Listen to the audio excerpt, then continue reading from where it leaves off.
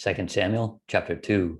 It happened after this that David inquired of the Lord, saying, Shall I go up to any of the cities of Judah? And the Lord said to him, Go up.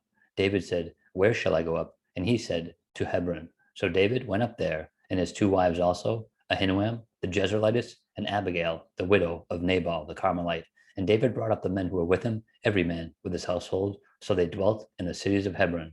Then the men of Judah came, and there they anointed David king over the house of Judah. And they told David, saying, The men of Jabesh Gilead were the ones who buried Saul. So David sent messengers to the men of Jabesh Gilead and said to them, You are blessed of the Lord, for you have shown this kindness to your Lord, to Saul, and have buried him. And now may the Lord show kindness and truth to you. I also will repay you this kindness, because you have done this thing. Now therefore, let your hands be strengthened and be valiant, for your master Saul is dead, and also the house of Judah has anointed me king over them.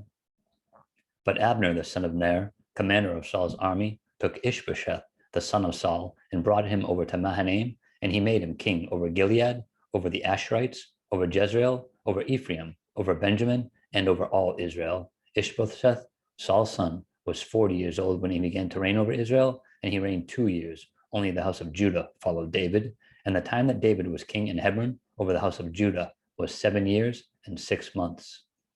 Now Abner the son of Ner and the servants of Ishbosheth the son of Saul went out from Mahanaim to Gibeon, and Joab the son of Zeruiah and the servants of David went out and met them by the pool of Gibeon. So they sat down, one on one side of the pool, on the other side of the pool. Then Abner said to Joab, Let the young men now arise and compete before us. And Joab said, Let them arise. So they arose and went over by number, 12 from Benjamin, followers of Ishbosheth the son of Saul, and 12 from the servants of David, and each one grasped his opponent by the head and thrust his sword in his opponent's side, so they fell down together. Therefore that was called the field of sharp swords, which is in Gibeon.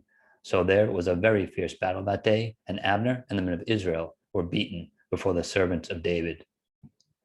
Now the three sons of Zeruiah were there, Joab and Abishai and Asahel. And Asahel was as fleet of foot as a wild gazelle. So Asahel pursued Abner, and in going he did not turn to the right hand or to the left from following Abner. Then Abner looked behind him and said, Are you Asahel? He answered, I am. And Abner said to him, Turn aside to your right hand or to your left, and lay hold of one of the young men, and take his armor for yourself.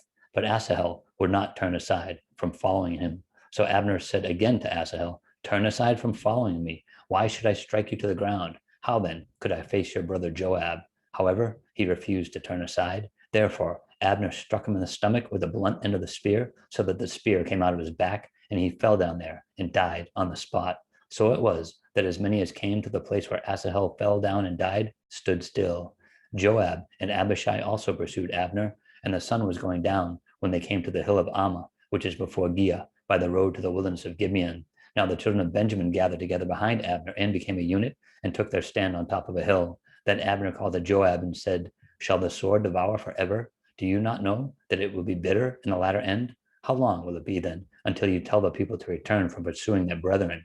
And Joab said, As God lives, unless you had spoken, surely then by morning all the people would have been given up pursuing their brethren. So Joab blew a trumpet, and all the people stood still and did not pursue Israel any more, nor did they fight any more. Then Abner and his men went on all that night through the plain, crossed over the Jordan, and went through all Bithron, and they came to Mahanaim. So Joab returned from pursuing Abner, and when he had gathered all the people together, there were missing of David's servants 19 men and Asahel. But the servants of David had struck down of Benjamin and Abner's men 360 men who died.